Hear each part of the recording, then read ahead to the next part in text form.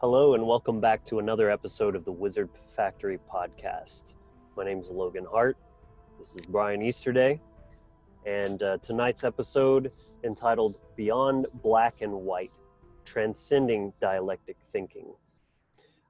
This is a very important topic that we're very excited to dive into because it really has so many implications. And this is, you may have noticed, kind of the theme as we're still in our early stages. We're very much wanting to lay the foundations of this fundamental knowledge. And then from there, like a tree, we're starting with the roots, the trunk, and then beginning to branch out into more peripheral issues and topics and things like that. So this one right here, very, very core and widespread. There's a lot of applications, and honestly, we're going to get into some of the examples here, but this is really just the tip of the iceberg. You can sit there and probably think about this yourself. What are the list could just go on. This is going to be a pretty lengthy episode, but this is really just a few of the biggest ones that kind of jumped out at us. So to start things off here, what do we mean by this? What do we mean by black and white? We're referring to operating from the state of mind where everything is just black or white, this or that, blanket statements. Essentially what comes down to is absolutism. You're putting everything into a box, and if you want to maybe consider, you may have noticed the artwork that we chose for this episode is the checkerboard, and for that reason, that really does, it's perfect for this topic in a lot of different ways. So I'm going to kind of unpack that a little bit. So the checkerboard, many of you are familiar with this from Masonic symbolism, and when you look at the imagery related to it, it's always at the ground level. It's at the bottom. It's where we all start from, and it signifies base consciousness. Think about base. It's like the word beast. It's lower consciousness, essentially, and we're all born into that. And as we progress through our individual journeys, we climb the ladder off of that floor and ascend into new levels and layers of states of consciousness. So there's two aspects of this you can look at. There's the squares. So the checkerboard is, it's a grid. The grid is essentially the left brain. It's the yang energy, the masculine, if you will, is the energetic force of the universe, the yin and yang. It's linear. It's very analytical. It's like a machine, right? It's just analyzing data and coming up, and that's what we're kind of getting at here with the black and white absolutism thinking. Is this is this, like you're just coming to this very like hard logical conclusion. And the black and white points to the absence of gray. It's either black and white, there's nothing in between. And of course, we're not saying that black and white doesn't exist, but there very much is a gradient of all, combinations of these in between. And one does not have to negate the other. It can be a little bit of both, and that's really what it is to balance these yin and yang energies. So this type of black and white analytical thinking is very left brain, which again, we're not necessarily demonizing, but when that's the only form of cognition that you're utilizing, you're in an extremely limited, disempowered, and short-sighted, way of looking at the world, essentially. So, to sum it all up, basically, you can see that this is focusing on the individuation of things, looking at things just at face value. It's exercising your discernment, telling the world apart. It's how we make sense of things to a certain degree, but it's essentially like the old saying, see the forest for the trees. So that left brain it can't see the forest. All it sees is a bunch of trees. It's only focusing on the individual and is unable to draw these bigger conclusions based on a concept. Because if you're being literal, the forest doesn't actually exist. All it is a bunch of trees that are clustered together. The forest is a conceptual idea that requires the right brain to actually grasp, because you can't prove, like scientifically or in a linear way that what the difference is. It's something you almost kind of feel intuitively, which is, again, right brained. So yeah, that's a pretty like good all roundabout introduction to the concept, albeit a little long-winded. But Brian, would you like to add anything onto that and chime in there?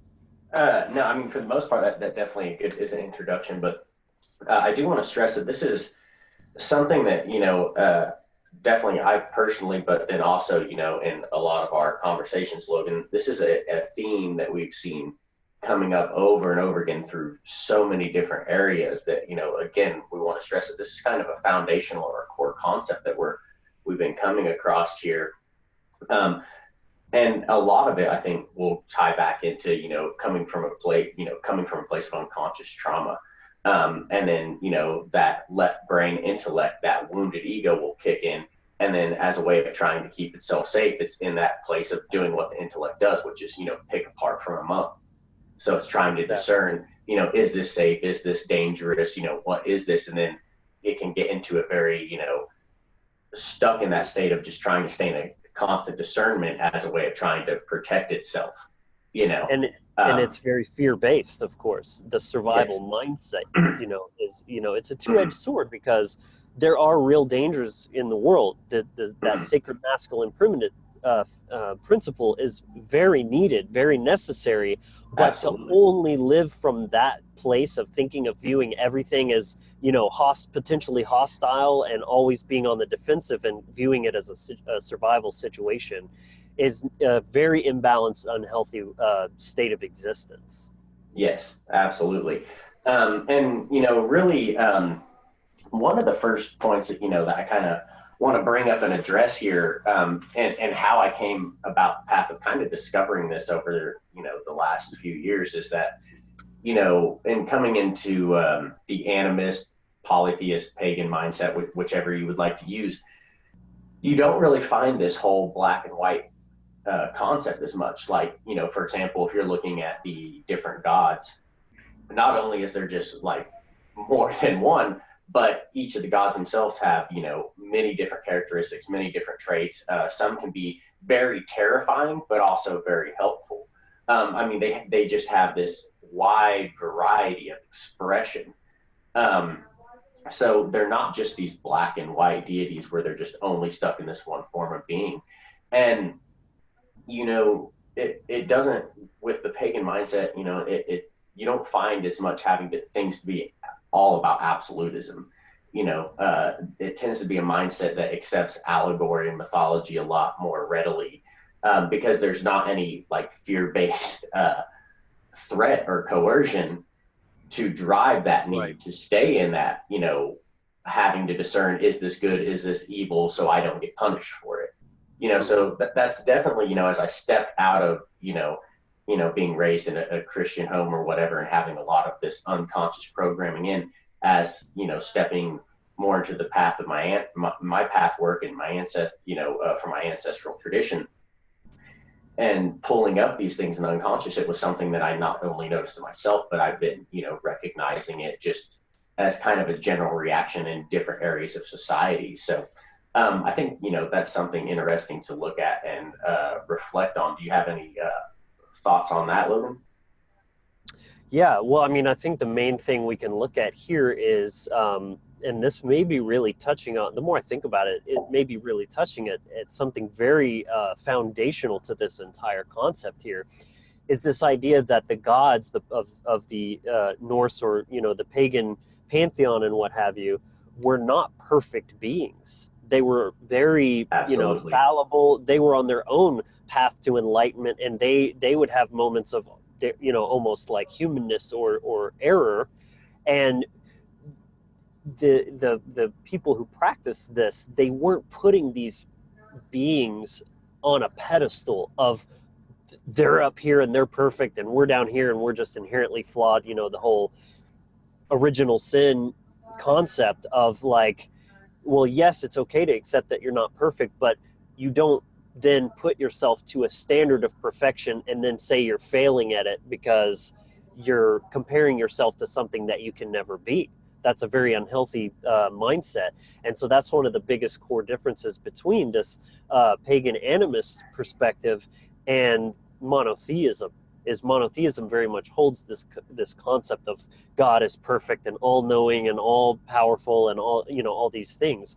So, you know, it's just a very fundamental difference that has vast implications as to the way that we relate to ourselves and reality through that lens of, you know, being inherently flawed and imperfect, whereas God, you know, is perfect, as opposed to you're just learning and drawing on these different energies, these archetypes that are the gods, that it's almost more of a free flow and exchange where the gods are actually learning from you as much as you're learning from them.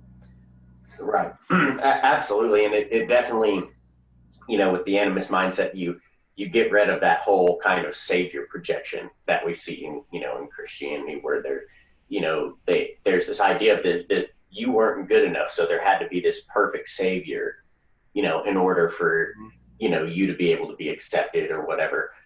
You know, that's definitely a very disempowered mindset, but it also, like I said, it immediately sets that standard up for, you know, telling you that you have this original sin, you know, you're not perfect, but there's this perfect God that, you know, you're supposed to try to be like, but you're never going to get there. So it's just going to always keep you in that place of like failure and self-loathing. Right. So creating, you know, hierarchy. Absolutely, very fundamental mindset, you know, and I'll say it just very straightforward. I would say it's definitely a difference between a disempowered mindset and an empowered mindset.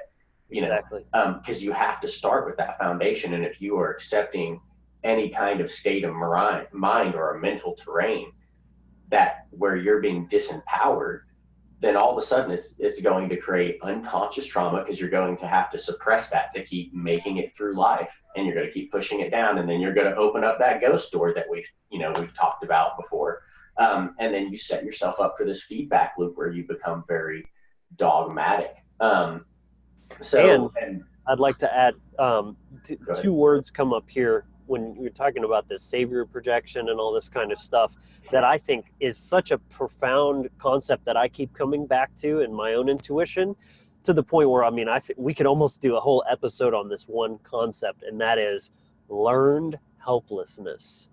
That's what it is. Let's do a whole episode on it, because it's a good topic.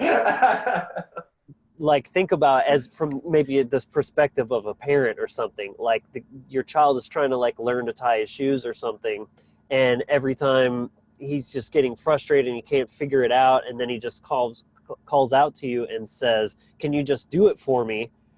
You would be a bad parent if you always just went over there and tied their shoes for them. You know, the whole point of parenting is stewarding their actual growth and learning process, not just teaching them, hey, if I just cry out for help, somebody will always come to save me. That's how you can guarantee your child will always stay a child. And that's exactly what we're talking about. This religious mindset is spiritual infancy. You're never growing up. You're just saying, oh, I don't need to learn anything. I don't need to grow. I just need to believe and beg for a savior, and then my sky daddy will sweep down in a chariot and carry me off to heaven. It's very childish. Definitely an excellent point. And what that brings up for me, obviously, has me thinking about my little guy. And, you know, as he's at the stage, you know, where he's been, you know, walking for like, you know, the last, 4 or 5 months or something. And there's the times, you know, when they'll kind of like fall down and they'll hit their head or whatever. And you'll notice they'll kind of look, you know, he'll look at me to kind of see what my reaction is. You know, because if you have the reaction like where you kind of freak out about it, they'll take that, and then all of a sudden they'll start crying a lot more with it. Where a lot of times, you know, as long as it's nothing serious, you can just be like, oh, you know, you'll be fine, get up, you know, and then they'll just kind of laugh it off and they'll go on about playing. So, it's that difference in addressing the mindset between, installing that victimhood mindset of, oh, something happened to you that was so horrible, now you have to cry about it, a lot. Or, oh yeah, there's struggles, things happen, and it might hurt a little bit, but stand up and you'll be okay. Like, right. Learn to pick yourself up off the ground when you fail. Yeah, absolutely. That's one of the beautiful things about children is that they can. I learned so much just from observing things, and taking That's that role. Natural law. Yeah, definitely very, very interesting experience for sure, to say the least. Yeah. So this next point, man, is this a doozy right here? This has been a topic between Brian and I a lot lately, and it's something that we just want to get right out there in the open and address it very directly. And that is people's relationship to money. Now, if y'all have gone back and watched all of our other episodes, our very second episode of the podcast, we did cover this discussion. But, I feel like there's certain things that we missed, and because that one didn't get as many views for whatever reason, we're just going to go ahead and revisit it again, because it really is one of the bigger ones that we see people having hangups with, including ourselves. I want to make sure we're not coming across like we're all high and mighty and on our soapbox here. Brian and I both have held this certain belief system about money and this relationship with money before, and we have outgrown it. We have natural thought process. Absolutely.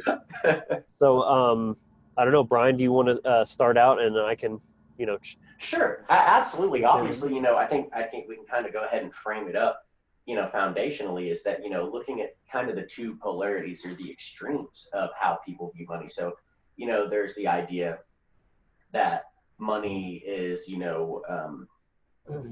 what your total focus should be on, that, you become obsessed with it. It should be, your only goal, no matter what it takes to get that. So just being in a place of total obsession with it. Right. Get rich or die trying. Right. If it don't make dollars, it don't make sense. Right. That mindset is obviously, a very polarized and balanced mindset. But then on the other extreme, we can look at the idea that money is totally evil and that it's all satanic and dark-sided. It's mind control. And it's it's a religion. This, it's a very black and white kind of worldview in context to this specific subject that we see a lot of people will slip into. And like as Logan said before, speaking for myself, definitely, I very much for a very long time had this worldview on money that it was kind of, very evil, and that rich people were unhappy, and, all the kind of, they're greedy, or they must have only, they couldn't have worked hard for it. They must have just only, got lucky, screwed people over, and family, or screwed people over, or, all these kind of extreme beliefs and very broad brushed assumptions that projections. And things that we see people make whenever this subject comes up. And in holding that worldview for a long time, obviously I experienced a lot of struggle in things because, and I didn't really want to have abundance. And then there came a time in my life when someone actually, I kind of, I've talked about this a little bit before, where I kind of, quit my job and just decided to take my backpack and my dog and just get dropped off out, in, Northern California, and just start hiking around. And all of a sudden, the world became very magical for me, and things started unveiling, and my relationship with money started to change. And a friend told me something that had a huge impact on me, and I think it's very useful to look at. And he explained to me he's like, I look at money as a choice multiplier. He's like, it's a form of energy. And if you have more energy, you have the ability to make choices. He's like, it's not that you're wanting the money. It's a medium or a conduit which allows you to be able to go do the things that you want to do.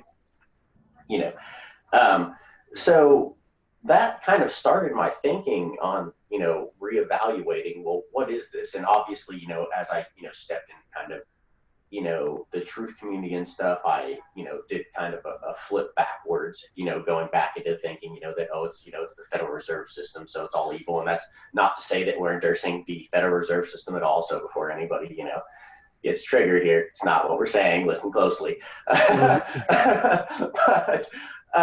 you know, I went from, you know, having a place where, you know, I had that mindset change, brought in a very large amount of abundance, you know, but then I kind of got stressed out because of that, and then fell back because, you know, I was coming from a place of unconscious trauma projections. I wasn't ready to handle that kind of energy. So then my mindset changed. I found the kind of the truth community movement where I then kind of fell back into that mindset of thinking money was evil, and then obviously worked myself back to a place where I didn't really have that abundance anymore.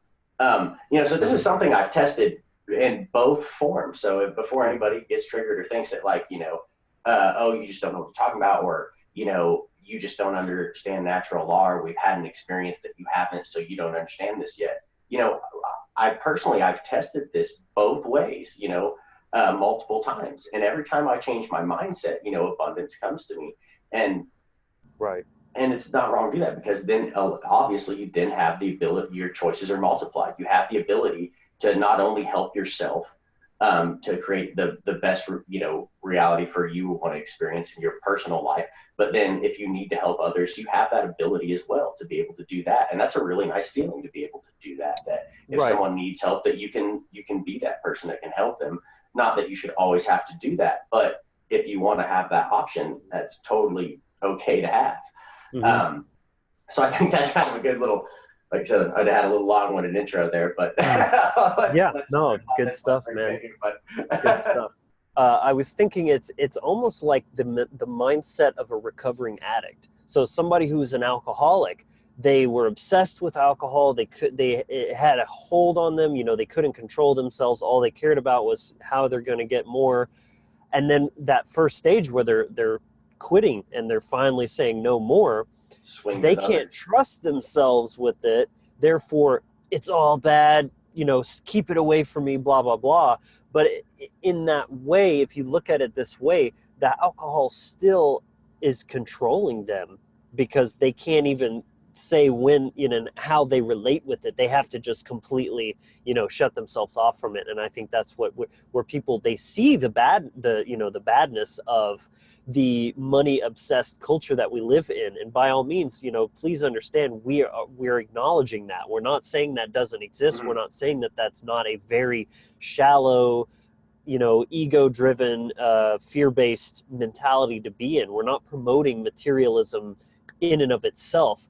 We're just saying that to go from that to saying that materialism in general is all bad, or it's a lot, you know, that's this kind of Gnostic, esoteric Christian even, you know, worldview that the world is this lie, this illusion pulled over our eyes, and we have to just, like, you know, ascend out of the prison 3D reality or whatever, that the material is bad and icky and it's just trying to trick you into staying here with all these material pleasures and everything.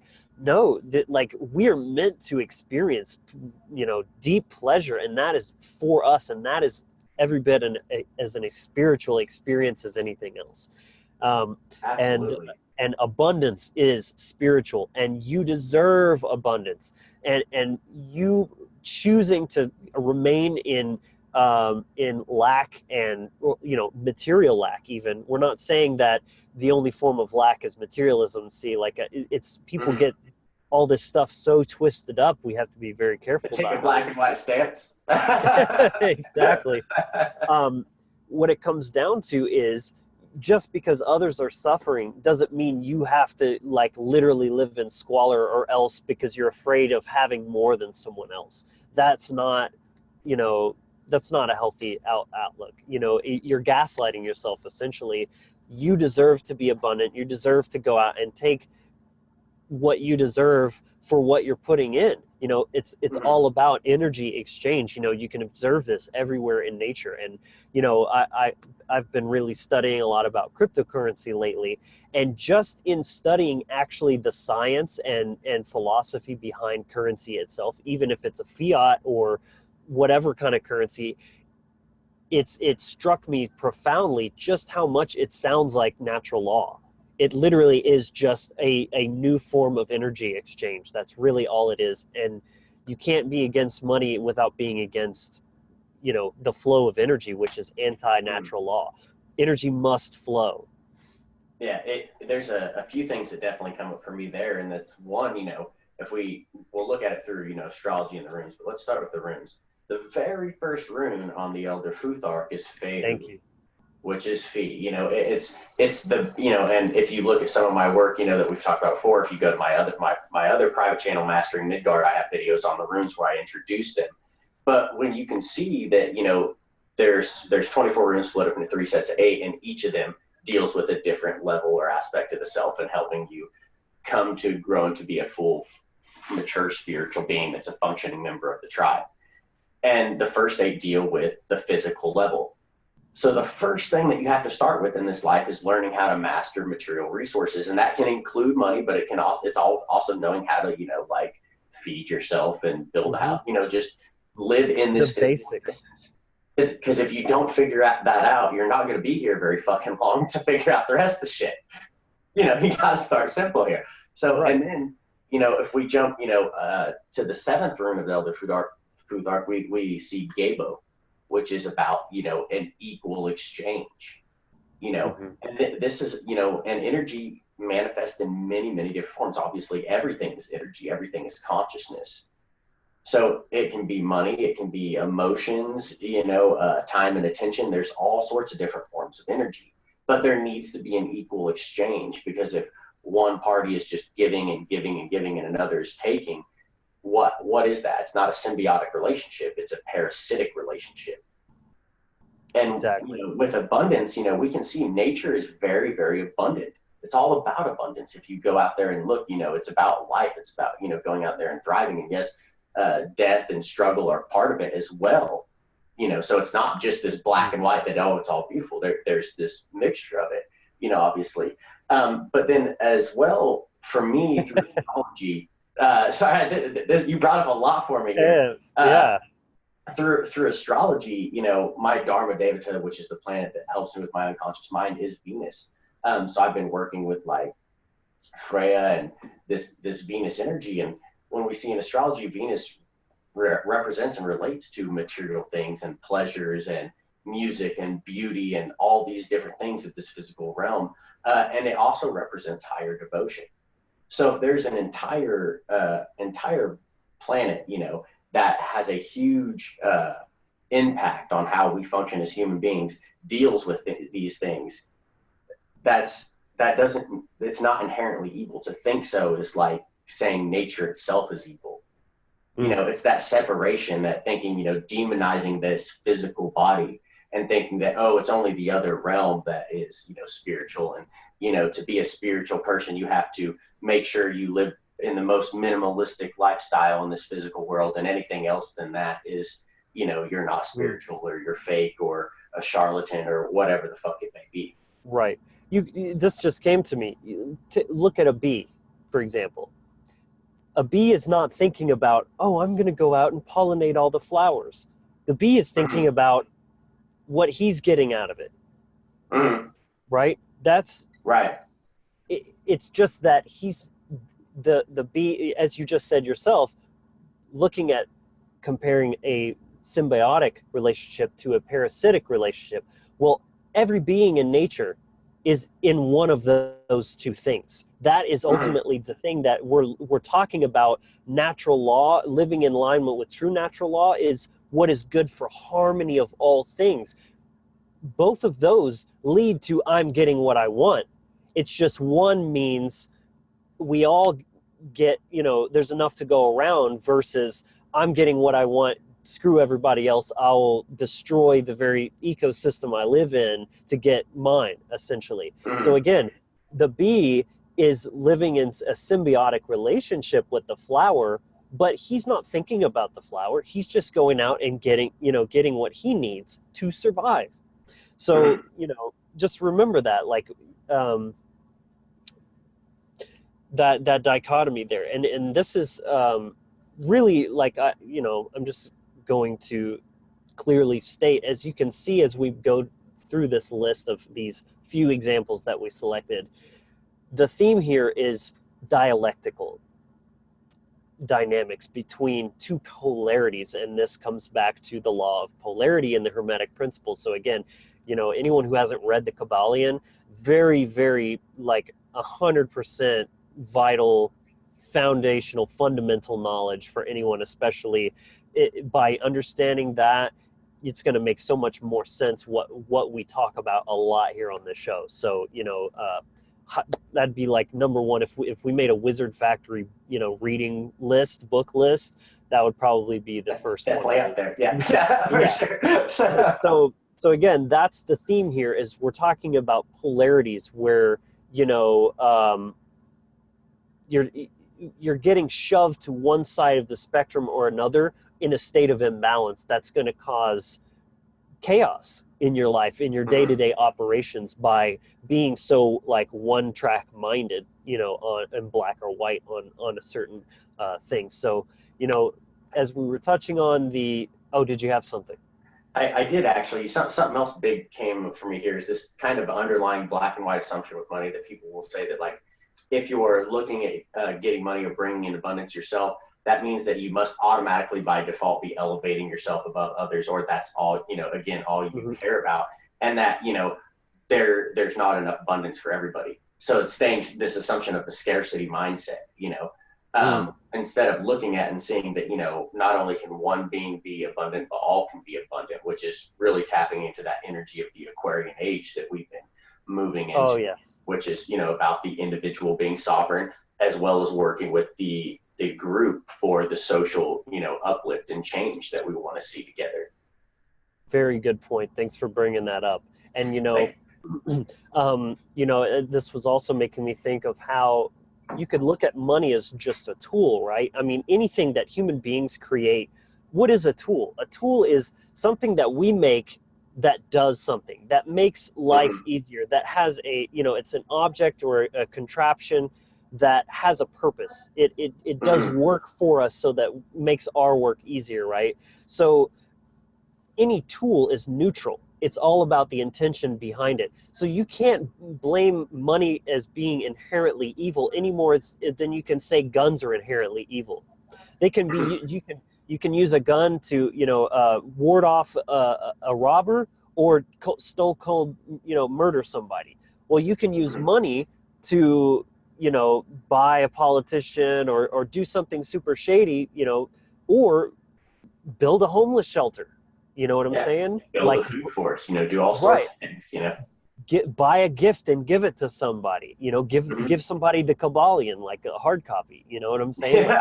You just use your material wealth to give them something that, again, what is that tool? That book is now a tool for their learning. That's the function of that.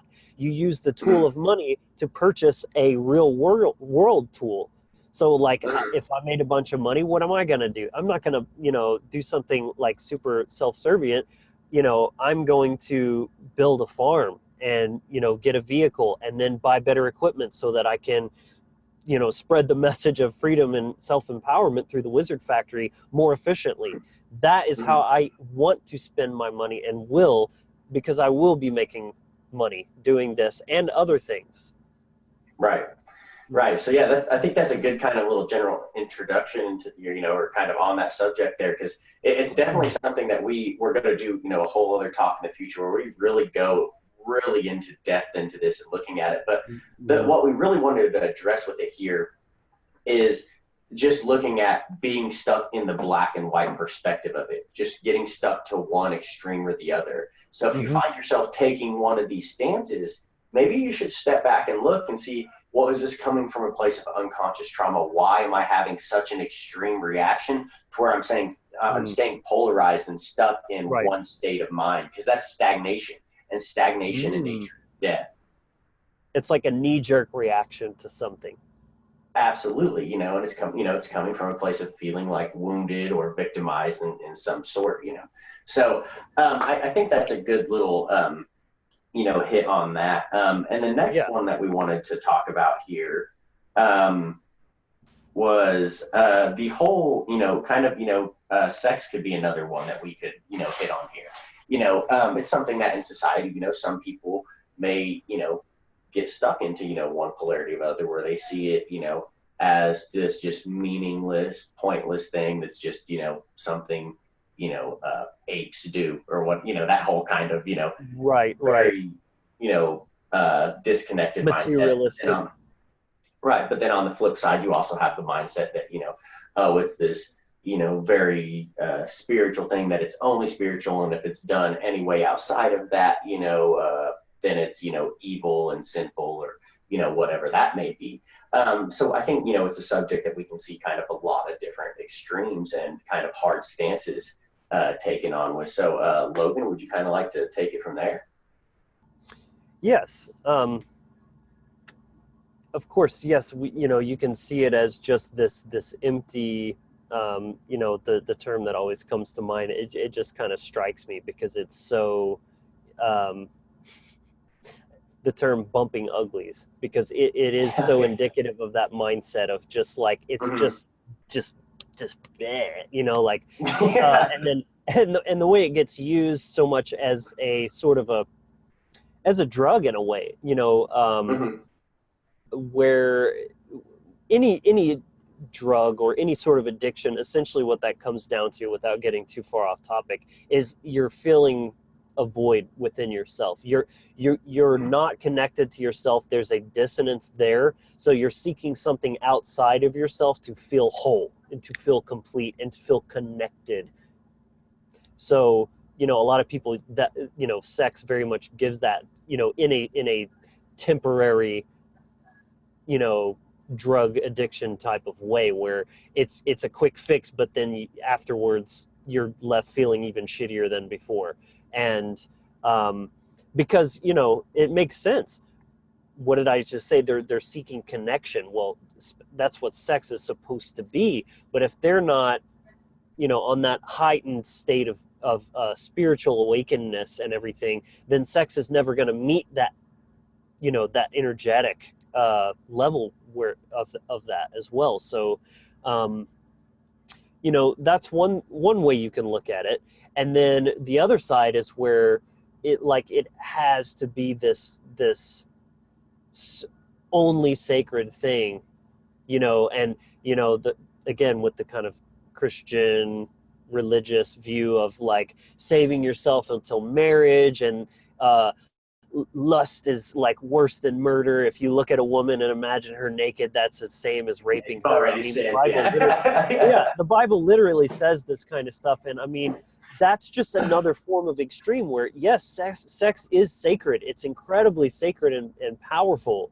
But at the same time, there's nothing wrong with, I mean, that's part of just being human. We're wired to want, that sexual, to ravage someone just in that like almost animalistic, lusty kind of way. And that's not bad either. That's that black and white where you're splitting them two, and it's only this or this, and there's nothing in between. That's just one example.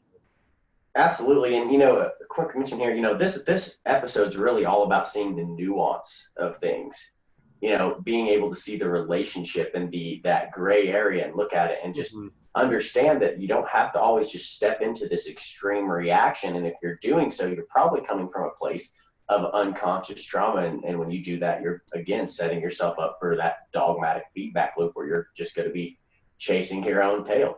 Right. This just came to me. The answer to dialectic absolutism thinking is yes, but. Yes, but.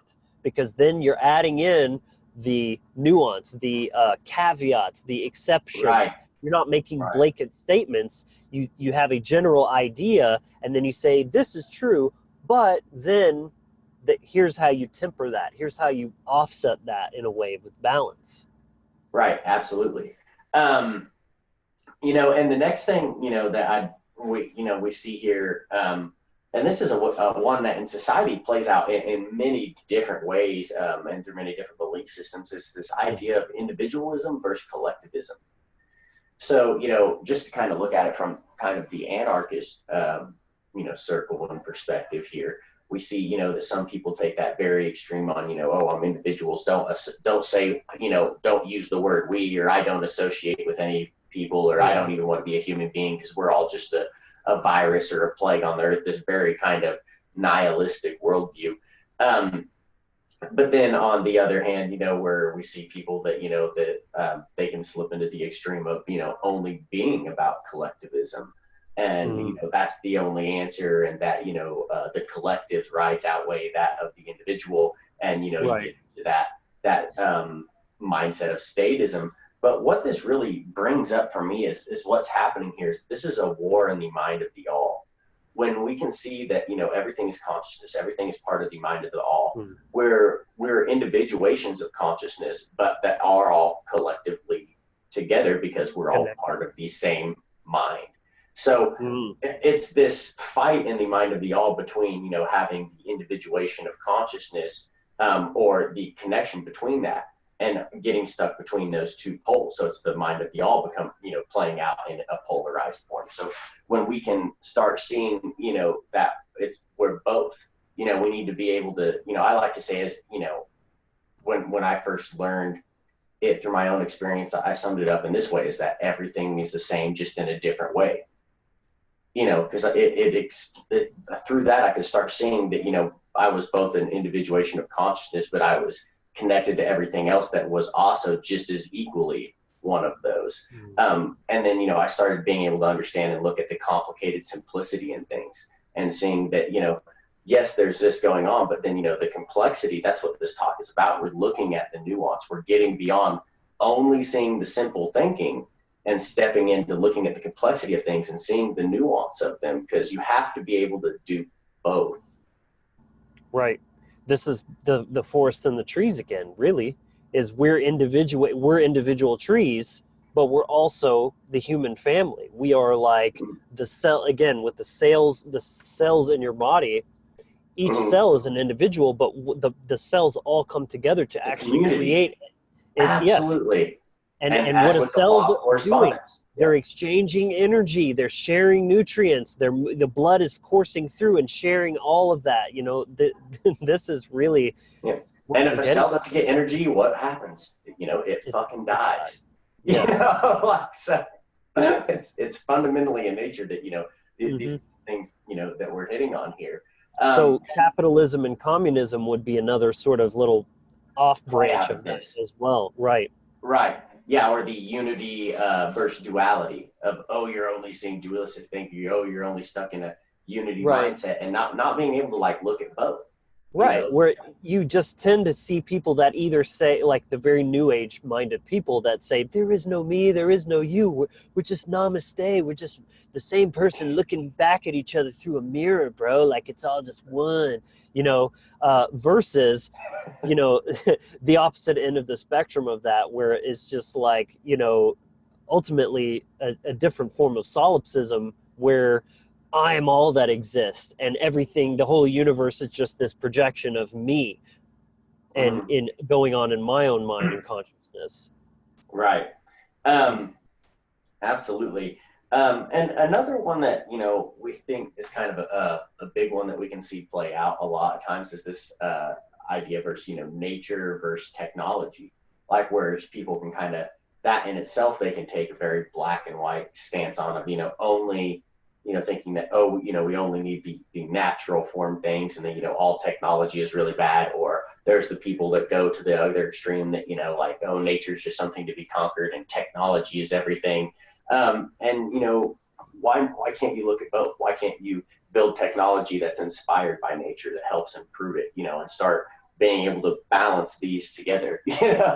Yeah. In fact, we could even separate those two first, and each one of those has its own dialectic, where people see either nature is just horrible and brutal, and, you know, like maggots just eat the eyeballs out of baby deer and stuff like that, versus just, oh, there's just light trickling down and, you know, butterflies flying around, and that's nature, and it's all just love and, you know, abundance and everything. No, those are two black and white perspectives of nature, which nature has like, you know, infinite beauty and love and community and all that thing, and it's horribly brutal at the same Mm-hmm. time.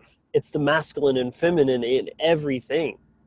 Mm. To me, what it brings up And again is tying it back to the animist mindset, that you don't just find this worship of only the light. You know, there's, you know, this understanding of, you know, the light and the darkness. Like there's a worship of both life and fertility and growth, but also death and the change. Right. So you see this, you know, in an animist and pagan mindset. That's much more point. Than where is if you take like a monotheist mindset, and it's very much all very, very different to that, you know, extent. That's essentially Luciferianism, because all this light workers and light beings and stuff, it's a black and white perspective where you're just saying only light's good. Mm-hmm. Right, absolutely, because there's definitely a lot to learn from that darkness and that depth. You know, I know one of my favorite, obviously, goddesses to work with is like Mother Hela, you know, and definitely a not in a obviously, when I say dark, don't take it in a negative connotation in your mind, because that's, we're not talking about evil, like, you right. know. It's that side of life that's, you know, the unconscious. It's about taking that time to reflect and look at things that you maybe didn't want to look at, you know, and grow through them. You know, and there's that cycle, you know, that it has. Or the natural struggle of the natural struggle of life, and those times of hardship that are actually, you know, it's so difficult in the moment, but afterwards, when you see the light at the end of the tunnel, you know, that's what gives it the meaning, is that you went through that experience. Right. And everything. So this whole, you know, only good vibes only, and love and light stuff, and then just avoid the negative, or don't feed the negative by, you know, that's you're you're setting yourself for a lot of different dialectic. Yes, you're missing. Or, you know, and on the flip side of that, the worldview that, you know, everything is, you know, conspiracy theories, and it's horrible, and we're all just only slaves, and there's nothing we can do, and, you know, taking a very hard stance on it, and not recognizing that, you know, both can exist. Like, right, there can be. The world is a very big and diverse place, and right, absolutely, because where there's free will, there's the most beautiful good and the most horrendous evil possible, because people are free to choose, and they create that every single day. Yeah. Right, absolutely. And coming back full circle, you know, looking on the other side, we were talking about technology. Well, even technology, you know, some people, like I have a friend who thinks technology is just enslaving us, and, you know, like because of things like Facebook and, you know, drones and things like that. And, you know, again, we're not saying those things don't exist or that they're not bad. Those things are very much being used for negative reasons. But technology is just another tool, just like we were talking about before. I personally, because I have control over the things that I have in my life and the things that I use, technology empowers me and allows me to do things. I mean, look what we're doing right now. We're projecting knowledge to the entire world, you know, through these devices.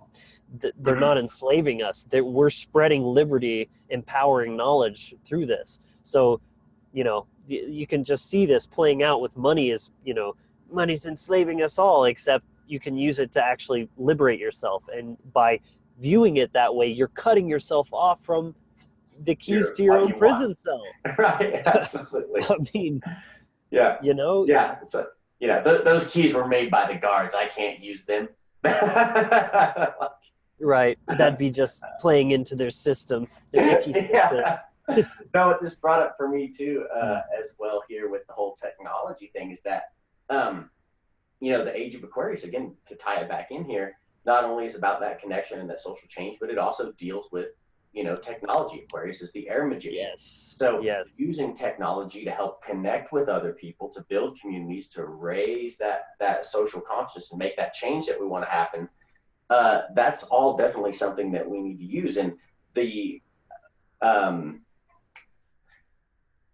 chance for it to be used either way is there, because that has to be for, you know, free will to exist. That's called freedom. Exactly. There has to be that possibility for chaos and negative and apophatic experience to happen just as much as there has to be for the pleasurable experience to happen. We need both of those for our full understanding, and to look at both of them and not just get stuck in one or the other. Yes. Very well said, Brian. Thank you for bringing that up. Yes, I felt that shit, dude. So now to take those two concepts and look at them together, you know, I'm kind of thinking of this concept of like the modern mystic or something, where just because I like cell phones and video games and cool gadgetry doesn't mean I can't just put that shit down and walk barefoot into the woods. Those two things do not have to be mutually exclusive. That's black and white. That's all or nothing. That's this or that. Where's the balance? Where's the nuance? You know, like that is where the power lies. Is you know, again, we talk about this a lot, but you know, look at a battery. It has a positive and a negative charge. It is a power source that derives from the positive and negative polarities being blended and utilized in a circuit. I mean, it doesn't get any more symbolic than that. Yeah. I mean, and obviously that's nature working in itself. And if you look at the law of correspondence, for that to happen on the physical plane, guess what? There has to be a spiritual cause behind that. Yes. This is what we're talking about, guys. Damn, son. Yeah. Yeah. A little bit to chew on there. A little food for thought. So another way we can... Yeah. Oh, sorry. Go ahead.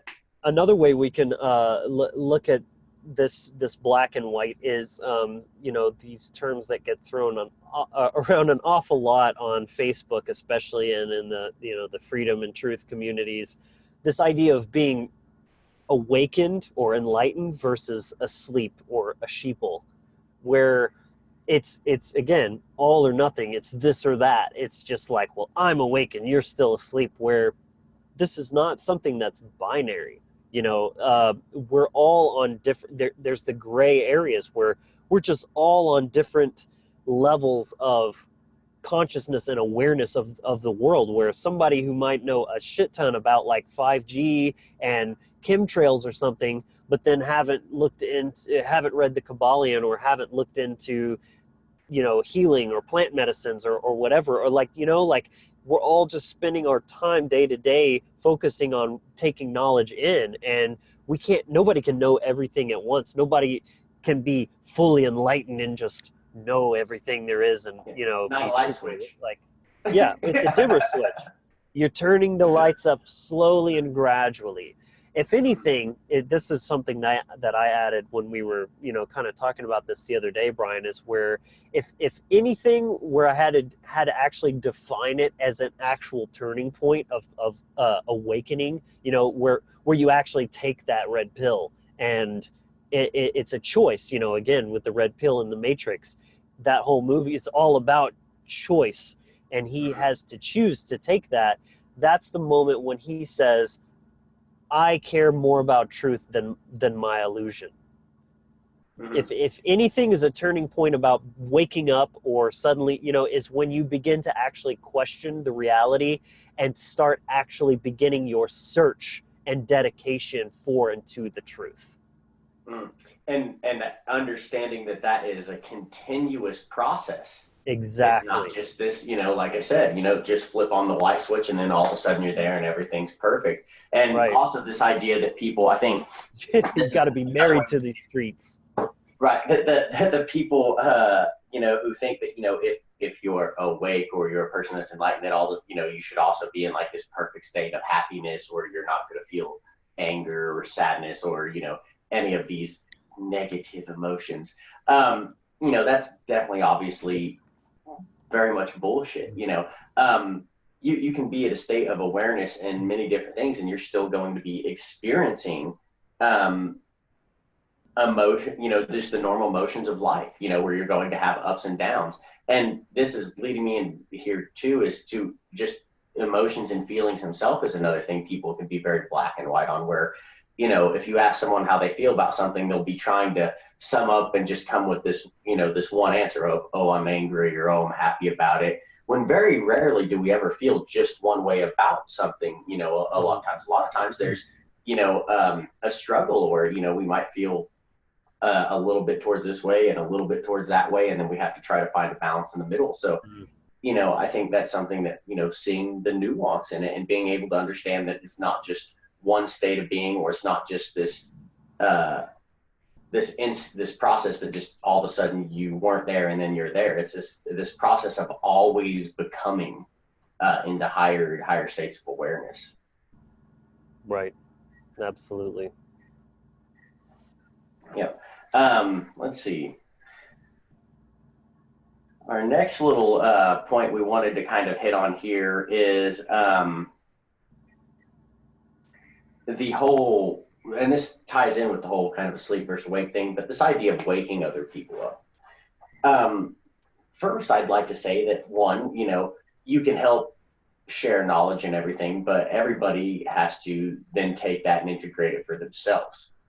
So if you look at it in the fundamental essence of how the universe operates, like they have to do it themselves. So you're not going to wake anyone else up. They have to wake themselves up. Mm-hmm. But you have this, kind of extreme where some people will be like, oh, well, you don't have, everybody's on their journey, so you should just let them be. But then, on the flip side of that, there's the people that are just like, oh, we're all slaves, so all you have to do is hammer away at it. And, if they don't understand then you have, you're supposed to just go at it in this very assertive manner. Both of those are imbalances. And this is, again, bringing back the animist mindset of, honoring another person's sovereignty. Whereas like, we talk about this a lot, but, in Odin's sacrifice of himself, he didn't ask anyone else to save him. He wasn't, asking the other person, he sacrificed himself to go after that knowledge. And he also doesn't expect, to be the one that has to do that for other people. He recognizes and respects that they have that right and ability to do it for themselves because they have to. That's how the universe operates. In fact, he basically said that for someone to offer them their enlightenment, he would take it as such an insult that he would run his sword through them. So just think about that for a second. Right, and what we're referencing here is that if people aren't familiar with it, is a really great book and a read I'd like to put out there for people to read. It's a book by a guy that goes Thunder Wizard or Michael William Denny, but he does a book called Odin Says Jesus Was a Coward. And in there he talks about, a shamanic journey or dream that he had in which him and Odin had an exchange, and he was kind of asking these ideas. It's a very recommended read, especially if you're wanting to understand the mindset that this channel is operating from, because it's very much that spiritual warrior mindset that you're willing to go after and, be totally fearless in what you're going after, but you don't feel the need to have that savior projection where you feel obligated in a codependent way that you should save other people, or that you're so enlightened that you just need to save them, because that's also very kind of slipping yourself into an ego trap. It's disrespectful. So when it comes to trying to help other people see that, the key here is whether or not that information is solicited. So by all means, like, go and create a channel, share information, and do all that. If people come to your channel, then they're seeking that out. It's solicited then. But if you're just going around on everybody's page or trying to tear down their work or take little short bits of clips to try to misrepresent things, that's unsolicited, and that's a sovereignty violation. Which is another thing we're going to talk on here as a point in this talk. But it's very disrespectful to just think that, oh, someone else is, they're below you in understanding, so you just have to, projectile bomb it all over them so they can be where you're at, because they're not where they're And I want to add a yes but right here as one little caveat, even to what you're saying. I can, just for the sake of playing devil's advocate, I can kind of see how the argument that speaking that way about statism is almost borderline self-defense, because you're literally trying to stop people from supporting the system that is actually causing harm. It's one thing to, like, if it's a spiritual matter, it's almost the same as knocking a bag of Cheetos out of somebody's hand and saying, like, don't you know that's poison? It's bad for you. But if they're actually causing harm on on another person, or they're taking action which supports somebody actually causing harm, that's a little bit more like understandable. And I think, and I think that gets back to sovereignty, because if a person is operating from the state of mind that they're causing harm to people, what are they doing? They're violating someone's sovereignty. So if they, I've got a perfect example, like the story I told you the other day where I had a young Christian show up at my door, trying to, invite me to church or whatever. And, I stopped him and, I was kind of, just very blunt. And I was like, no, I was like, do you not realize what you're doing is unsolicited? It's like, it's just like, that's not okay. Like you don't have the right to just, I'm not showing up at your door and asking you if you've heard about Odin and Thor, or if you've practiced, the whole, right. Like I put my information out there where if people want to find it, they can find it. But right. I'm not just going to go around and knock on someone's house, like trespass on their property to say, oh, hey, have you done this? Like that's a total violation of sovereignty. So what I did there, as opposed to if you actually went to a church and said, hey, I'm more interested in Christianity. Totally different thing. Yeah, absolutely. It's solicited at that point. So, so I was very kind of blunt and harsh, because I wanted, this young man to understand what he was doing, because he was unconsciously doing that. And I recognized that, but someone needed to have that kind of harsh reaction and explain that, hey, that's a sovereignty violation. So, I think that's definitely the caveat that is there, is that, this trying to spread information, are you doing it as a way because, your sovereignty is being violated, so that needs to happen? Or are you just doing it in a way that, you're kind of just going feeding around feeding your own superiority complex and self-importance. Things like that. Exactly. Yes. Exactly. Yes. So. Whereas, at least with the status argument, you could still say, well, yeah, you could view it as self-defense, but at the same time, is calling everybody a bunch of stupid status sheeple really the best way to wake them up anyway? Is that really going to make them, you know what, I have been kind of a stupid sheeple. Here, let me just completely change my entire beliefs, to cater to, it just doesn't make sense. Like, we still need to be smarter and more tactful and diplomatic with our approach with this. Right, because if you come off at it like as a total just asshole or a douchebag, you're not going to actually dig in and be even more resistant to what you're saying. You're working against yourself, exactly. Very much so. So yeah, no, definitely a interesting point to look at with that. Let's see, what was the next little thing we want to dive into here? This one here is that kind of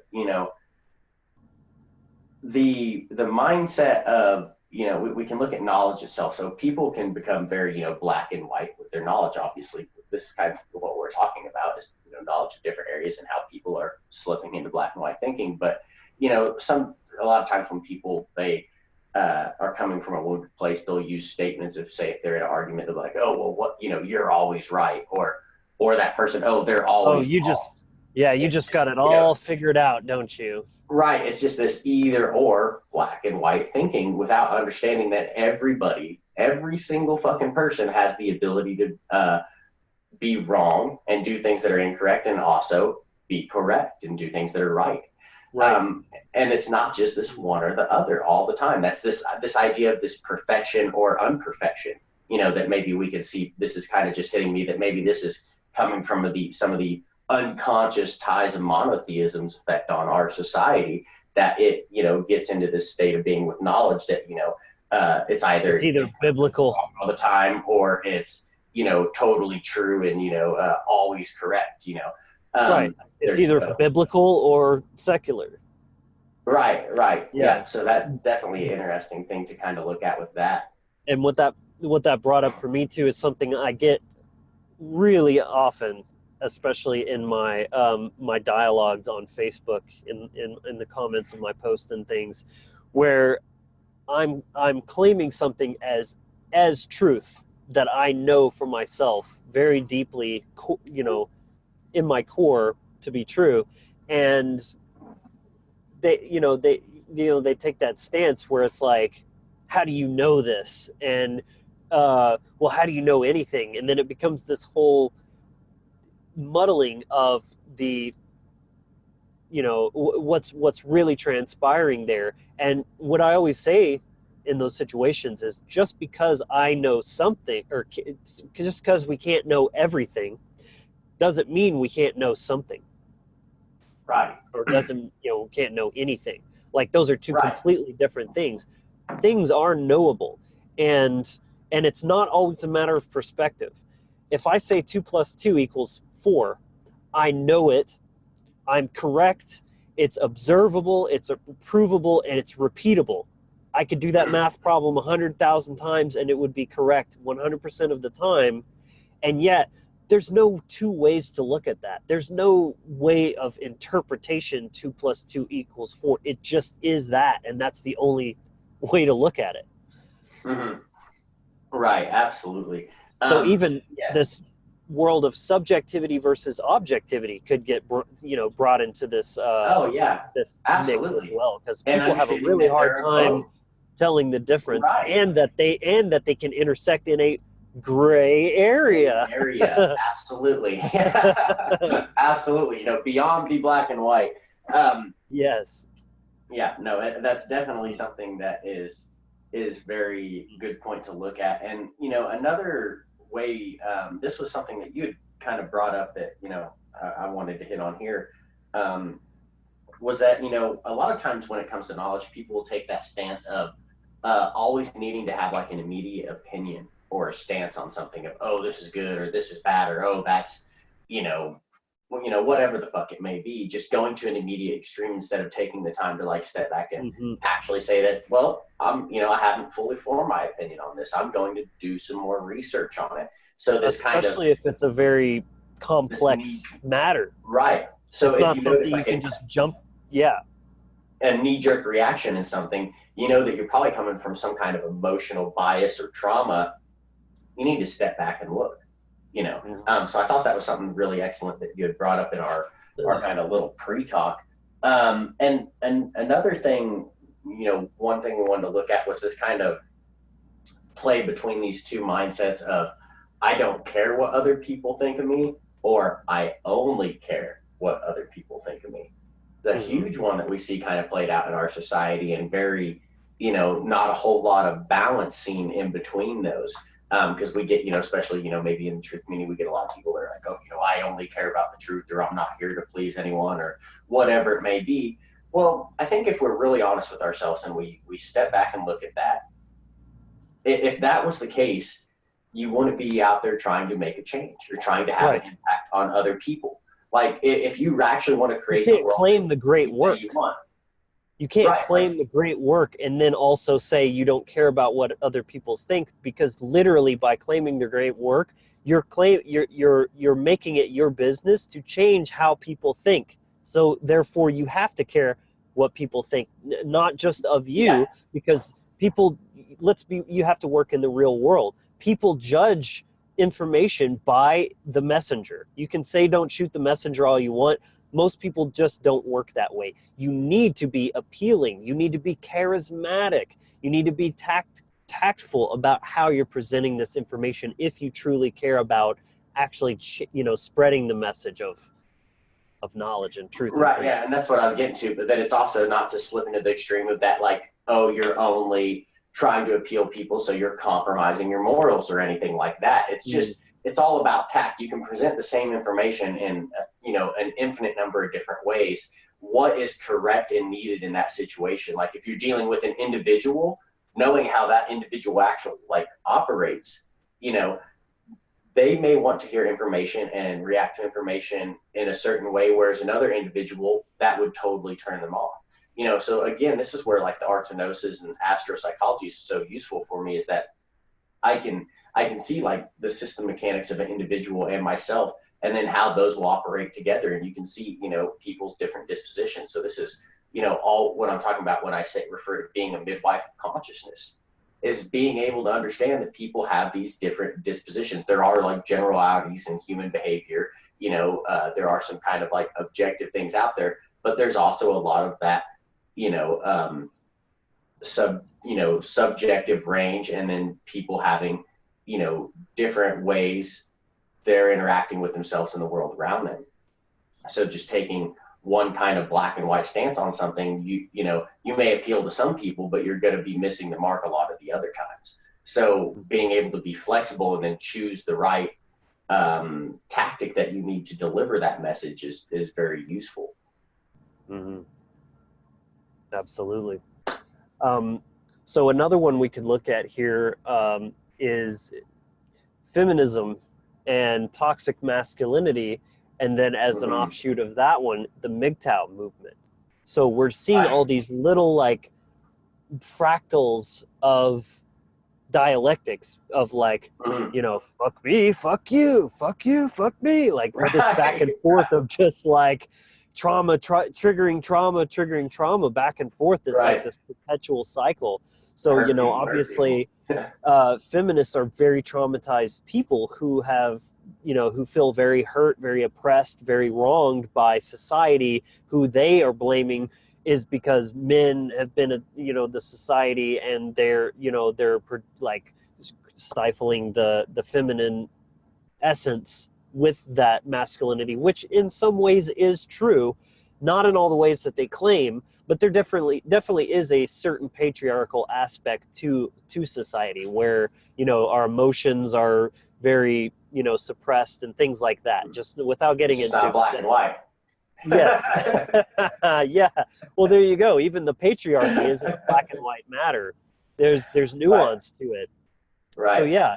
So then, you know, there's uh well, so the feminists claim that it's because of toxic masculinity. Well, how did the masculinity get toxic, I wonder? Maybe because the masculinity was also suppressed in some kind of way, which created trauma that turned toxic and then turned to being oppressive and perpetuating the cycle of abuse. So then Right.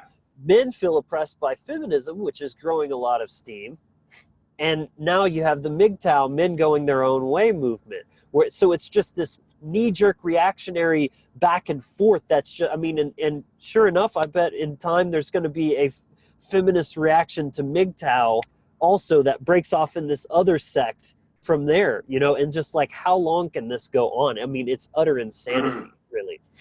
Yeah, it's definitely, you know, two areas that we can look at. And, you know, obviously with feminism, we're talking about like kind of the neo-feminism, or the feminism coming from a wounded place, not a place of actually wanting equality for people, but of a place of wanting to elevate one Misogyny. above the other. Right. You know, exactly.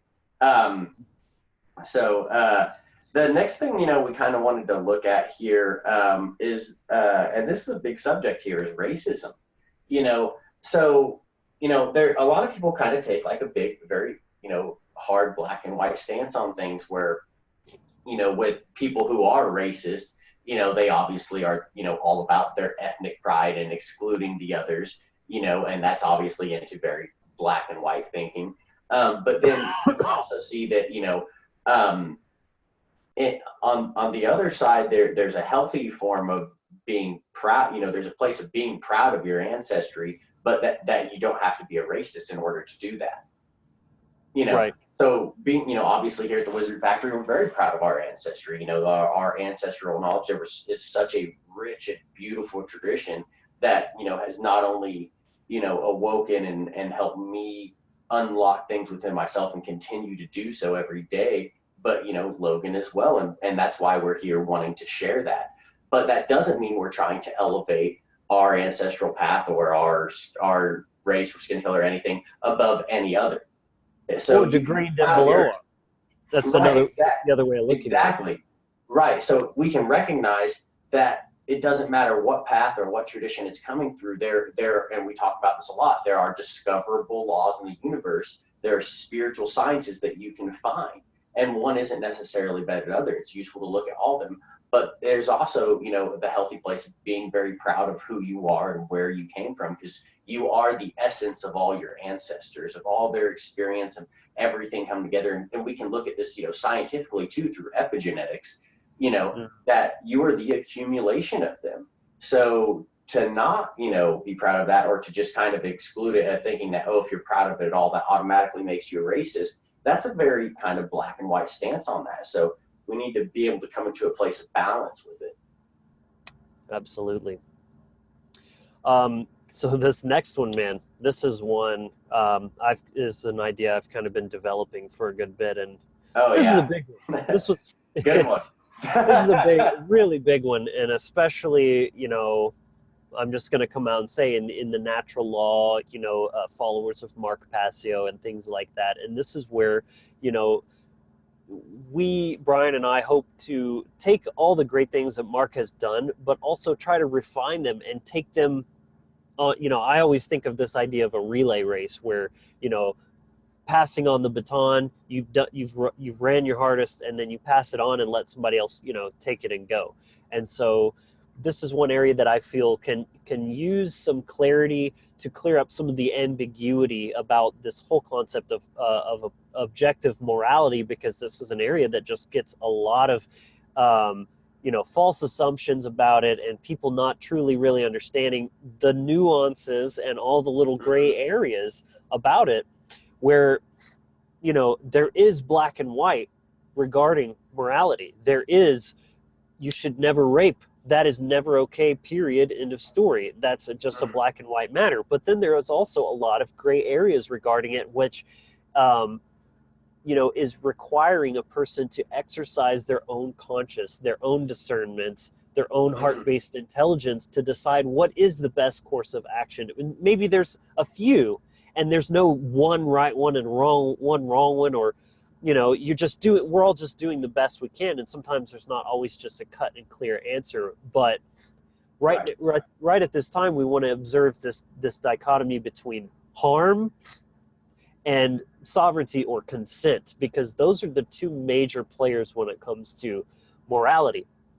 And the way Mark teaches, he just says, do no harm. Like, a wrong is that which causes harm. And to some degree, I agree with that, but I think that it's almost an oversimplification, because that is not necessarily taking into account a person's consent. Whereas, say, I tap Brian on the shoulder, Brian says, don't do that.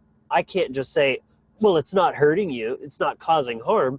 That doesn't even matter, because he's saying no. And for me to continue to do that, I'm violating his consent in his bodily autonomy by doing so. So you have to measure and weigh, measure. Yeah, I like that, dude. Good word.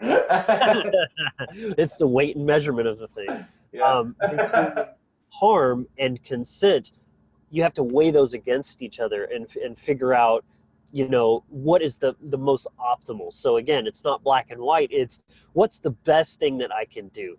Could I, do I need to be a dick and argue what constitutes harm if you're just being flat out told no, or like if I'm in Brian's house and I pick up some katana off of his sword, off of his off of his shelf, and he's like, put that down. And I'm like, oh, I'm not going to hurt it, don't worry. And he says, yeah, but I just said no. Like, I need to honor Brian's property regardless of if I'm doing harm or not. It's up to him. Right. What is his property is to dictate ultimately. And that's the thing that goes above harm, I think. It gets a little bit more, maybe ambiguous when you're dealing with say, an animal, right? Because an animal can't just say no. You have to more gauge if you're harming, but also you can still look at the reaction. The fight or flight response is a pretty clear indication of a violation of consent. If an animal is either trying to defend itself or get away from you, it probably doesn't like what you're doing. So it doesn't matter if it has the ability to say, no, don't do that. That's where that heart-based intelligence and using a little bit of common sense comes into play. No, I think that's an excellent nuance to observe, is that, because there's so many areas in life where people are not necessarily causing harm, but they are definitely violating sovereignty or violating someone's boundaries. This is another obvious boundaries. Big word we can bring into here is boundaries. Like if you're going around giving unsolicited advice and projectile vomiting over everybody, then you are violating someone's boundaries. You may not be actually causing them any physical harm or anything like that. You may not be, making one of the major natural law violations, but you're definitely not respecting their free will and their sovereignty. So I think looking at both those aspects, over which is that which is rightfully their property, either their own body or their space or their possessions. Right, exactly. So looking at both of those, I think that's definitely a great point to bring up for sure. And I think something people could really, definitely encourage them to take some time to think about how this can play out. As with all of these things that we're talking about, we are, kind of just hitting on some of them quickly, but, as with everything, we encourage people to not just take our word for it, but go question it for yourself and look at it and test it out through that natural law process and see what you discover. Right. And like, with a lot of these, we will actually end up being, revisiting some of these and maybe even doing, complete whole other episodes, going more into depth on each one of this. For example, this next point of conspiracy theories. So this is a really great example of where, by all means, conspiracies are very real. That was a big part of my awakening process back, years ago, was understanding like there's some really gnarly shit going on, and the people in power really don't have their, the people's best interest in mind and things like that. Like, that's a whole rabbit hole.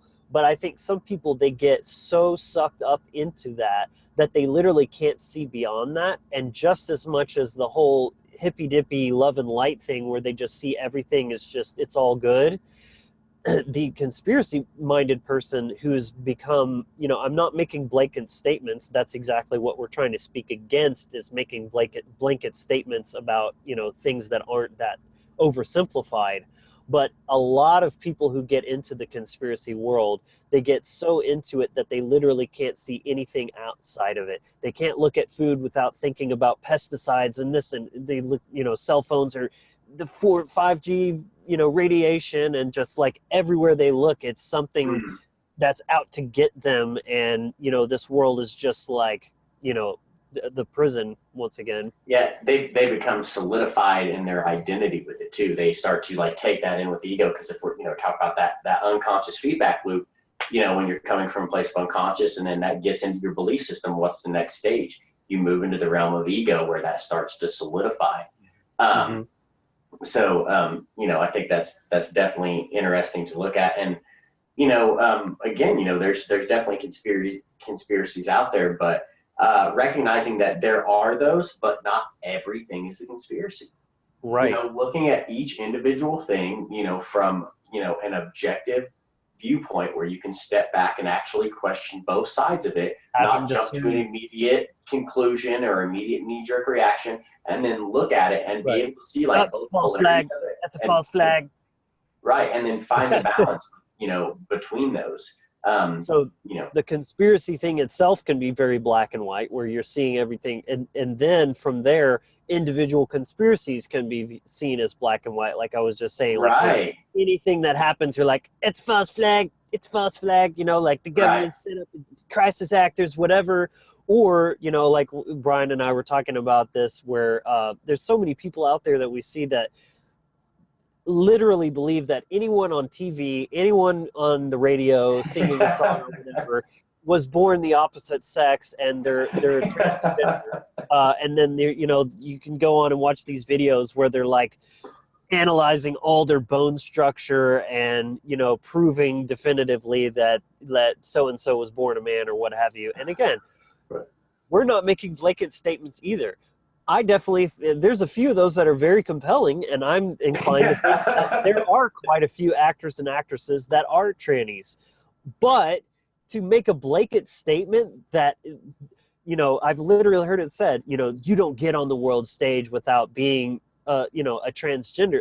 That just seems so... That's a very extreme stance to take. Kind of, a little bit of a funny one, but that kind of leads me into another big area that I think people have a lot of hangups on and take a black and white stance with, and it's that, movies and music and entertainment, again, getting back to kind of the worldly pleasure thing. And for me, again, this is where working with Venus has been so useful, and recognizing that, that it's not just all satanic mind control. That was like for a while, and this was in the same time of thinking where I had the hangups on money. I had the same hangups on the, the movies and, all, earthly pleasures and things like that, because I was stuck here. So I was falling into black and white thinking all the time. So when, working with Venus and recognizing that, it's totally okay to enjoy life. In fact, like that life is beautiful. It's there for you to enjoy it. And it's not just all about focusing only on the suffering and then feeling like, you codependently have to take care of everything else. It's okay to step back and enjoy things, and to look at whether it's a simple movie or it's food or it's music or art or whatever the fuck it is. It's okay. Yes, but those things are going on. We're not negating those things, but to just only see and get so obsessively locked on that thing is what we're trying to, bring awareness about, not getting caught up in that. Right. Yeah, exactly. And that could work in the other extreme too, where people like, that's all they care about, or that's all they get, sucked into. And then they do become kind of mind controlled by that, but it's definitely, it's avoiding the, extremes. It's recognizing them and being willing to find the balance and see the nuance and, balance all these different energies. This is really the whole theme of this talk. Mm-hmm. Yeah, because like I've definitely seen people almost in a bragging kind of way, like, almost like it's this, I'm so awakened that I can't even watch Netflix without just picking apart all the symbolism and how they're trying to mind control me and stuff. And it's like, well, you can see that stuff and I see it too. Learn from it. But I can also just enjoy the allegory and the storytelling and the acting and the soundtrack. I mean, enjoy that shit. Like you're literally cutting yourself off from things that you could be enjoying, but you're choosing not to. One person definitely comes in mind about that. That's super rigid about everything and just everything's about the great work, and anything else is just a waste of time. And it brings up for me is that, like some of the funnest things I do is, just like when my son, he likes watching like little movies. I was watching Happy Feet the other day. But that movie's filled with all sorts of like really beautiful allegory, especially like the little side story of the krill. How he kind of goes off on his little journey or whatever, his little hero's journey. But it's just watching something as simple as that. Is that like my son? He's just enjoying, but I can still take the time to look at it and find that beautiful truth that's in there. So obviously it's not just this totally tainted thing. There's definitely enjoyment and beauty that can be found in those things. And another area that I think what that really is, just real quick, is, it's the stifling of the inner child that wants to play. Ooh, that's good, dude. I like that. Yeah. That's absolutely. It's just like, it's that, the internal, patriarchal aspect of just like, it's time to grow up, son, and be a man, and like life is hard and it's the battlefield and you gotta get out there. It's like those things are important. That's why it's the balance. We're not negating that, but at the same time, fucking stop and smell the roses once in a while. Like, enjoy this life. It's short, and before you know it, you're gonna be too old to do anything. Yeah, because we could look at it as cutting off that inner child. We're also looking at it as cutting off that feminine within ourselves, that playfulness within ourselves. Which I view as the same thing. And create. Yeah, absolutely. And, the next big area we want to kind of look at is kind of two things here that, religion and atheism. And kind of how these two can play out. That, people and their religious beliefs can become very, very extreme, that unless you believe exactly what they believe, you're going to be, punished or burning in hell, or you're incorrect, or being sold a bunch of lies, or whatever the fuck it may be, where, getting back to the animist and pagan mindset, it does not make two shits of difference to me what gods or deities you choose to work with. If you're trying to elevate your consciousness, you're not causing harm, violating people's boundaries and their sovereignty, it doesn't matter to me. If it's useful to you, if it's helping you, that's fucking great.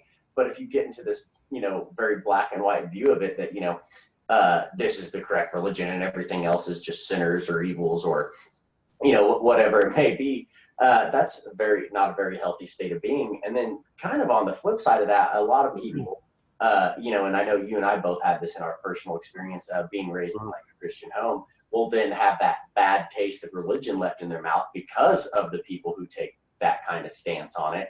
So then you, out of reaction, flip to the other extreme and move to like atheism, where there's nothing spiritual and there's nothing out there and it's only this material plane and all religions are just, stupid people. But it's also superstitions.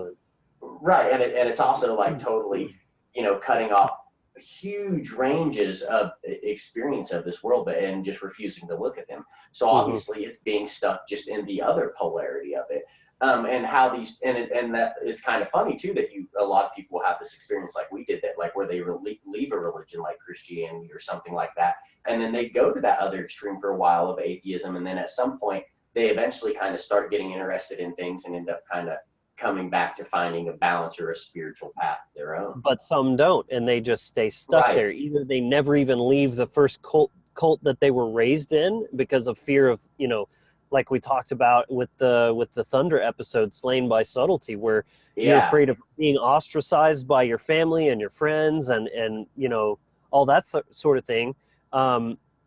Or they get up out of that, and then they stay stuck because they don't heal from the trauma that was initially caused by that Christian indoctrination. They stay clinging to, no, I don't want anything to do with that, anything spiritual, just keep it away from me.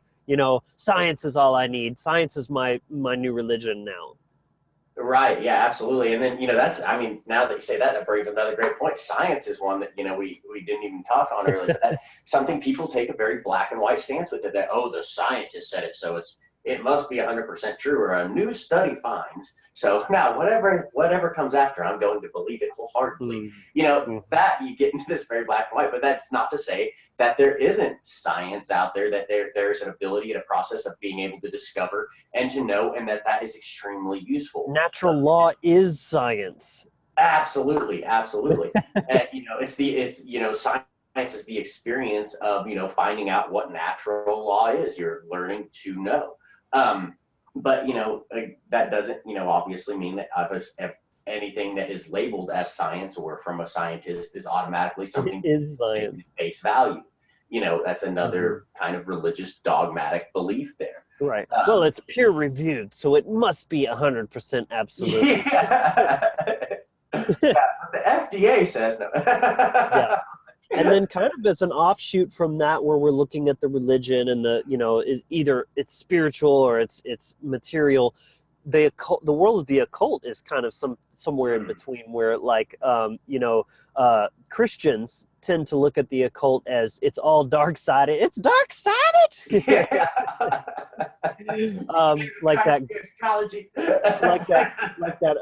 the God Warrior lady, whatever, from Wife's Wars. Yeah. That was literally her reaction, was to the occult of saying like everything is dark-sided, like it seeing, well, if it's knowledge, then knowledge itself is a tool, like I was saying before, where it's right. Only neutral until you apply it with a certain goal.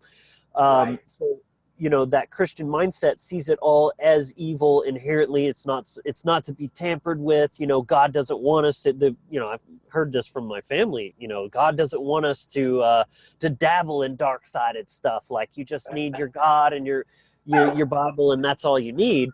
Well, and then the atheistic, nihilistic perspective too will look at the occult kind of on the flip side, where it's like it's all just a bunch of mumbo jumbo, almost like it's another form of spirituality, where they just kind of, again, write it off as, well, that just seems like some Harry Potter nerd shit to me. Like, I don't, I'm good with my science, and, not, this is black and white, very black and white. Mm-hmm. Yeah, that's definitely another huge subject that, we very much see people, as a general rule, tend to, maybe go to like one of those extremes, and not really understand that, occult knowledge, it's knowledge, so it's neutral. It's the will that is behind those actions that determines whether or not that is being used in alignment with cosmic law, or something that is a violation of cosmic law that's causing harm and violating others' sovereignty.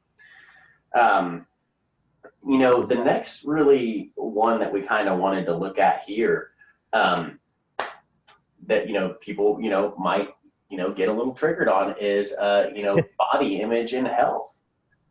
This is something people will tend to take very tend to lean into different extremes or polarities on this, of some being where like that's all they care about, obviously, and that they anything that isn't the perfect body image, then that's, disgusting or whatever, kind of that extreme mindset.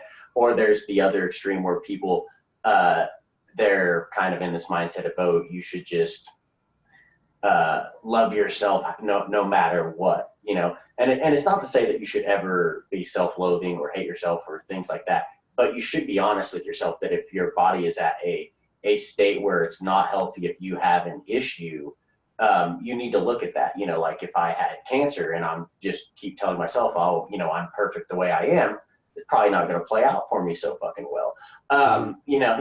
There's sometimes where you have to be honest and look at that, and then you don't have to go into a total shaming of yourself, but looking and being willing to take actions to, to find that that balance of self-love, but also working to improve, is something to look at.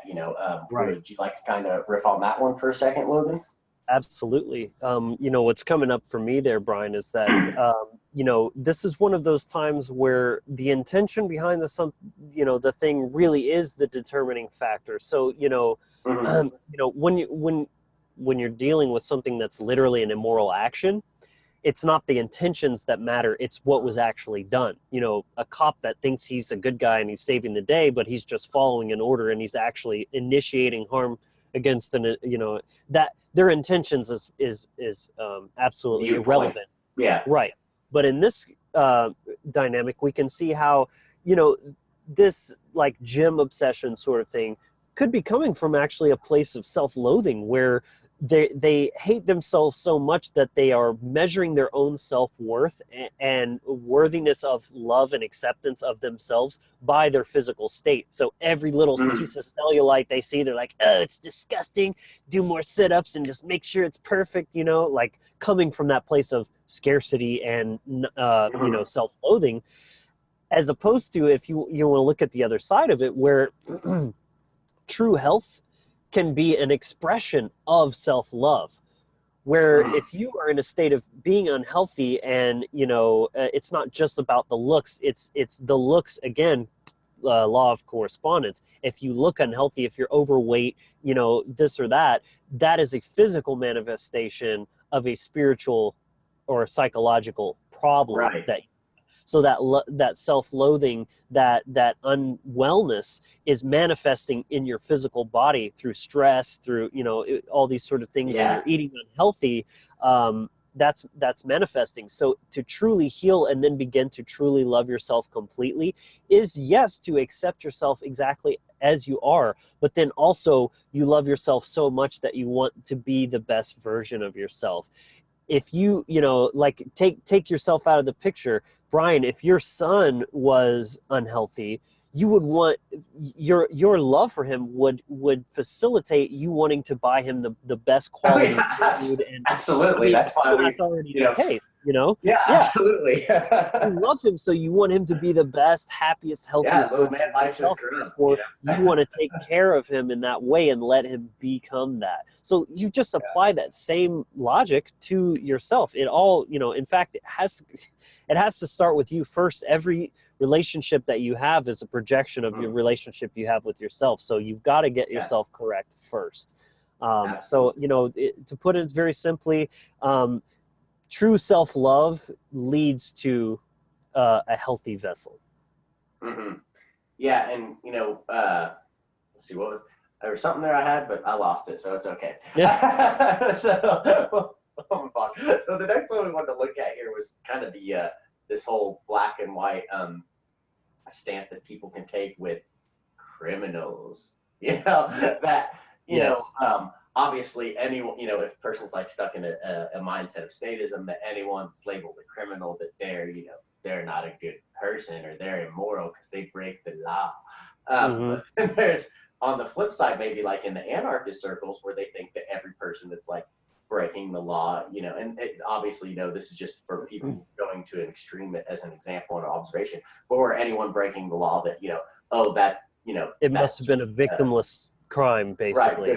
Right, or something like that, because there's obviously people out there that are breaking laws that are laws Really? both within the government, but also laws that are, some of them are in, alignment with natural law, like not murdering someone, not raping people. Those are things that Right. you find. Pedophiles, things like that. Yeah, you find that in both systems. So, there's definitely like a nuance there to be seen that, not just flipping, and again, I think a lot of that can go back down to the fact that terminology, depending on who is looking at it and what lens they're looking at that through, Which are they side of the seeing brain they're looking at it through, really. right, exactly, and Yeah. getting back to looking at, if someone is what actually constitutes a criminal, or is someone actually making a violation of someone's rights or their sovereignty, and things like that. So I think that's another little interesting area we can look at. Observe it, yeah. And matter of fact, Mhm. that actually kind of made me think of another little like offshoot of that just now, and that's the idea of homelessness, where it's another word, very black and white, where people either, when they see a homeless person, they oftentimes either assume that person they're just some drug addict or alcoholic, and they probably just fucked their life up, and they deserve to be in that situation, they brought that on themselves or whatever, or that, oh, the poor thing, like, let me go give them some money and help them out. And Mhm. I'm not saying don't help them, but it's this idea of you're putting blanket statements on homeless people where they're either all like a bunch of drug addict, alcoholic, deadbeat, lazy, whatever, don't want to get a job, whatever, or oh, they're just the poor and suffering rejects of society, Mhm. and they're just a poor victim of the system, and they didn't deserve that, which both cases are true in a lot of uh, I, having kind of had this experience of having been a traveler and done the whole homeless thing for a while with the backpack, one of the things, big kind of false assumptions I see of people is that they assume that everybody out there that's homeless is out there because they don't want to be. right. There's a large amount of travelers that they're out there just because that's where they want to be. They And can, they feel free. yeah, it's a really cool lifestyle. Like when I was technically homeless, that's when I felt the most at home, because I felt like, the whole world was my home. I just went around, wherever I wanted. And it was because I chose and I wanted to have that experience. Right. But I remembered what I was wanting to say about the whole, tying with the body image, or, Yeah. looking at ignoring something in your body. And this is something I've had personal experience with, and maybe a lot of people out there will be able to relate to. And a big one is back pain. So from the shamanic perspective, you may be experiencing, if you see you're feeling yourself experience a lot of back pain or tension and things like that, that's a surefire sign that you're holding on to stress, you're holding on to tension, that there's unconscious emotions and things that you are suppressing. And I know, in my own experience, my back pain got really, really horrible until I started actually looking at and acknowledging the things I was, that were giving me those problems. And as soon as I started doing that, it started going away. So, Mm. if I have this issue going on in my body, but I'm kind of ignoring it and saying that, or just accepting it, like, oh yeah, that's just my genetics, or that's just whatever. Those problems won't ever get fixed or addressed. So the greatest act of self-love would be to actually look at that honestly and then take steps towards repairing it. Absolutely. So yeah, I think that's all the points that we had covered. Yeah, Obviously, there's so many more of go these. Like on we for a could long just time. Yeah. yeah, yeah. But those are kind of the big ones that stood out to us that I think are very common, and we notice a lot. But really, the thing is, we wanted to really stress this concept here because it's not just something that's fun to talk about, or intellectual masturbation for us to sit there and unpack. It's because this type of thinking really is setting us up to be more easily controlled and manipulated. It's like that concept that we talked about with the parasites and the terrain modification in a recent Right. episode. Yeah. Is being caught in these dialectical mindsets is like how did I put that? It's like having a an environment that's primed, and it's like putting fertilizer for weeds, basically. Like you're setting yourself up mentally, you're setting your mental landscape for the manipulation, the mind control that's already rampant, to easily take hold and push your buttons and flip the levers and switches inside your brain. And they know this like full well, and are constantly exploiting people who are getting caught. It's a cosmic law, the law of polarities. I mean, it's there in the universe. So as long as you're aware of it, playing on that with people who aren't aware of it, it's very easy. So that's why it's so fucking important to become aware of this within yourself. You have to know thyself, and then you can start recognizing this outside of yourself within society, and looking at how these things play out. Yes, absolutely. So, that's again, that's why we're stressing this so much, because it's so important. And again, we're not just sitting from this high horse of holier than thou. Like, we get caught up in this stuff too, and we'll be talking stuff out and realize, like, maybe I have been a little bit dogmatic and black and white in my thinking, and maybe I need to kind of not change my position, because that would just be another pendulum swing, but add some caveats, add some nuance in there, and enrich my perspective to be a little bit more real world, to encompass the gradient of gray in there and stuff. So, Brian, did you have anything to add into these, the conclusion? No, really, I think that's great. Like, just again, to remind people that, we encourage you to continue to question this yourself, and to look at, this kind of concept in every situation, every area of your life, and ask yourself, am I taking this black and white stance on things? Am I looking at the nuance in things? And where could I, maybe find a little bit of balance? Right. That's where we're really all about, is to bring ourselves into alignment, with our true core essence, so we can start. Matter of fact, I'm sorry. Yeah, matter of fact, let's. I'd like to encourage the listeners here. If you think of another concept, drop it in the comments below. Let's keep the discussion going, and bring more of this stuff to light, so that we can all share the information and everything. And of course, if you've enjoyed this content, of course, don't hesitate to subscribe, but also clicking that like button allows our channel to grow quicker, which in turn is going to be allowing this message to spread more. So, don't forget. And we're honest enough to say that, we want to be successful, so we want your likes, and we want your comments and your subscriptions, and you to hit that little bell and get notified when all of our new content comes out. Every Friday night, dropping new ones. And yes, yes, we want that, and no, that does not make us greedy. So, but if anybody isn't familiar with, if they go out, look at obviously joining the Wizard Factory Inner Sanctum page on Facebook. We also have a free initiation package that you can find there, and then we'll drop the link below in the video here as well, that you can click on that free initiation package. All you do is sign up for a quick email, and then you'll get a link that gives you everything you need to download that video series, where we get into teaching some of the fundamental steps and foundations of learning to do ritual and breath work, from the, in our specific tradition that we teach here. Right. We also this is have a very announcement. This very, very in-depth video series we put together, absolutely free. So many of these free download email sign-up packages or whatever, you get some dinky little, PDF or whatever. Like, this is a video series that Brian and I spent probably a month making. It's about half an hour long, I think, and you get these three very powerful, instantly usable techniques that you can, we still use, Brian and I, on a daily basis. Yes, absolutely. So really good value there.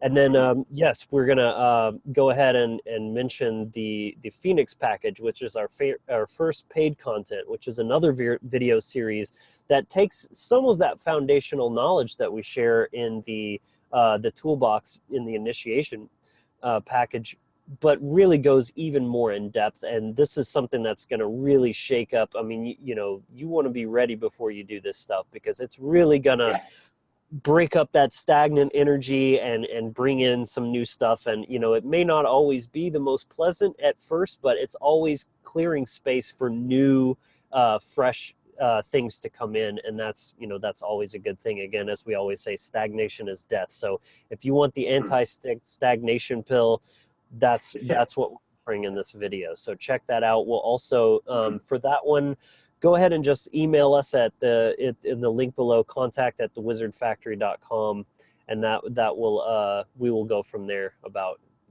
hooking you up with that one. So Brian, what else we got? Let's see. As always, we also offer individual consultations both in Vedic astrology, 9 world room readings as arsenosis, and also personal adaptive coaching, just for if you're just needing someone to be able to reflect back maybe some of your what you're not seeing, what you're unconscious of, and then help maybe set you up with a little bit of guidance in areas of relationship, career, personal growth, whatever it may be. You can contact us about anything. From a natural law perspective, we use right, that yes, as a absolutely. foundation for everything that we're offering. Yes. Right. Yep. Absolutely. So if you're interested in that, also, send us an email there about looking into those consultations. But that's going to, wrap this episode up, unless there's anything else, Logan, you have. I think that's it, man. I appreciate each and every one of you who supports us and who continues to share our videos. It means the world to us, and we definitely want to just keep continuing to grow.